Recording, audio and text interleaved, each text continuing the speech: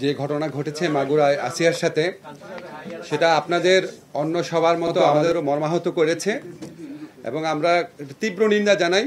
কিন্তু সরকার হিসাবে আমাদের দায়িত্ব আছে। আমাদের স্বরাষ্ট্রমন্ত্রী সাহেব বলেছেন অলরেডি সাথে সাথে যারা অভিযুক্ত আছে তাদের গ্রেফতার করা হয়েছে।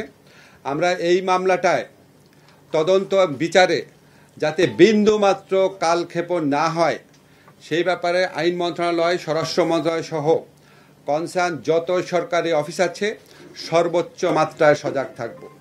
এবং একই সাথে সাথে শুধু এই ঘটনা, শুধু এই ধর্ষণের ঘটনা না, অন্য যে কোনো ধর্ষণ বা নারীর প্রতি সহিংসতা রোধকল্পে আমরা কিছু আইনি পদক্ষেপ নেওয়ার কথা চিন্তা করেছি। আজকে সকালে এসে আমরা মিটিং করে সিদ্ধান্ত নিয়েছি এবং এটা কিছুটা পরামর্শ করতে হবে স্টেক হোল্ডারদের সাথে, তারপর ফাইনালাইজ করব। আমরা চেষ্টা করব কয়েক দিনের মধ্যে এই আইনগত পরিবর্তনটা আনার জন্য। আইনগত পরিবর্তনের বিষয়টা শুধু ব্যাখ্যা করছি আমার পক্ষ থেকে। একটা হচ্ছে, আমরা দেখতাম নারীর প্রতি সহিংসতা বা নারীর প্রতি নির্যাতন, রেপের মতো কেসে ইনভেস্টিগেশন যে অফিসার ছিলেন, ইনভেস্টিগেশন অফিসার যখন 30 দিনের মধ্যে তদন্ত কাজ সম্পন্ন করতে না পারলে ওনাকে চেঞ্জ করে আরেকজনকে দেওয়া হতো, আরেকজন না পারলে তাকে চেঞ্জ করে আরেকজনকে দেওয়া হতো। এরকমভাবে অনেকবার তদন্তকারী কর্মকর্তা পরিবর্তিত হতো, মামলার বিচার করতে অনেক দেরি হয়ে যেত। আমরা ইনশাআল্লাহ যেই সংশোধনী আনবো সেখানে আমরা বলবো যে তদন্তকারী অফিসার যাকে নির্দিষ্ট করা হয়েছে তাকেই তদন্ত কাজ সম্পন্ন করতে হবে নির্দিষ্ট সময়ের মধ্যে। তদন্তকারী অফিসার পরিবর্তন করা যাবে না। এবং এই যে তদন্তের সময় সেটাও আমরা অর্ধেক করে দিচ্ছি। আগে ছিল 30 দিন, এখন আমরা 15 দিন করে দিচ্ছি। বিচারের জন্য আগে সময় ছিল যেটা, সেটাও আমরা অর্ধেক করে দিচ্ছি। 90 দিনের মধ্যে ধর্ষণের মামলায় 90 দিনের মধ্যে বিচার করতে হবে। ধর্ষণের মামলা 15 দিনের মধ্যে তদন্ত কাজ শেষ করতে হবে। এবং ধর্ষণের মামলা যদি 90 দিনের মধ্যে বিচার সম্পন্ন নাও হয়, এই অজুহাতে কাউকে জামিন দেওয়া যাবে না। আগে ছিল 180 দিনের মধ্যে বিচার না হলে জামিন দেওয়া যেত এই গ্রাউন্ডে, এখন কোনো জামিন দেওয়া হবে না ধর্ষণের মামলার ক্ষেত্রে। এছাড়া আমরা ধর্ষণের মামলার ক্ষেত্রে বিচারের ক্ষেত্রে যদি কোনো রকম গাফলতি থাকে তার ব্যাপারে ডিপার্টমেন্টাল অ্যাকশন নেওয়ার পদক্ষেপ সুনির্দিষ্ট বিধান আমরা আইনে সংযোজন করব।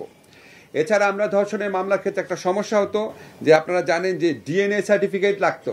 তা আমাদের দেশে সমস্ত অঞ্চলে ডিএনএ সার্টিফিকেট নেওয়ার সিস্টেম নাই, সুবিধাটা নাই।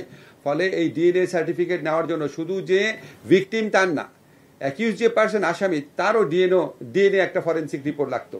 এই ডিএনএ ফরেন্সিক রিপোর্ট করার সুযোগ সুবিধা অত্যন্ত অপ্রতুল। এই জন্য ধর্ষণের মামলার বিচার অনেক দেরি হয়ে যেত।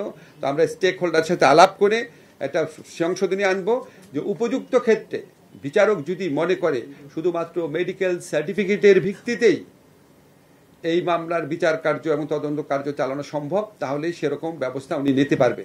আপনারা মাগুরের ঘটনা যদি দেখেন, মাগুরার ঘটনার মতো ক্ষেত্রে এরকম আরও অনেক ঘটনা ঘটতে পারে যেখানে আসামিরা হাতে নাতে ধরা পড়ে। সেখানে আমরা ডিএনএ সার্টিফিকেট পাওয়ার জন্য সময়ক্ষেপণ রোধ করার কল্পে এই পরিবর্তনটা আনার চিন্তা করছি। আরেকটা হচ্ছে, আমাদের সরকারের পক্ষ থেকে সমস্ত ডিস্ট্রিক্টে ডিএনএ ফরেন্সিক ল্যাবরেটরি স্থাপন করার জন্য অচিরেই ব্যবস্থা নেওয়া হবে, পদক্ষেপ নেওয়া হবে। রাস্তাঘাটে যে যৌন নিপীড়ন হয় এবং হয়রানি হয়, এই ব্যাপারে প্রতিকার নিশ্চিত করার জন্য পুলিশের পক্ষ থেকে, স্বরাষ্ট্র মন্ত্রণালয়ের পক্ষ থেকে দ্রুত একটা আলাদা হটলাইন প্রদান করা হবে। দ্রুত, সম্ভবত জাহাঙ্গীর ভাই 24 ঘন্টার মধ্যে জানিয়ে দেওয়া হবে। রাস্তাঘাটে যে কোনো ঘটনা ঘটলে সেই হটলাইনে 24 ঘন্টা চালু থাকবে, কমপ্লেইন দেওয়া যাবে। এবং এটা তদারকি করার জন্য একটা ডেডিকেটেড স্বরাষ্ট্র মন্ত্রণালয়ের একটা ডেডিকেটেড সেল থাকবে। এছাড়াও ধর্ষণের মামলাগুলার তদারকি করার জন্য আইন মন্ত্রণালয়ের আলাদা একটা সেল থাকবে, যেখানে কোনো অযথা কালক্ষেপণ যেন না করা হয়। বাংলাদেশে যে নারীর প্রতি যে আপনার সহিংসতা হচ্ছে, নির্যাতন হচ্ছে, রেপ হচ্ছে, এটা কোনোভাবেই অ্যাকসেপ্ট করা হবে না। এই সরকার পুরা প্রশাসন এই মামলাগুলার বিচার দ্রুত নিষ্পত্তিকল্পে, সুবিচারী নিষ্পত্তিকল্পে এবং যে কোনো ধরনের যৌন হয়রানি বন্ধের জন্য সকল প্রশাসনিক ব্যবস্থা গ্রহণের ক্ষেত্রে বদ্ধপরিকর। এখানে কোনো রকম সন্দেহের অবকাশ নাই।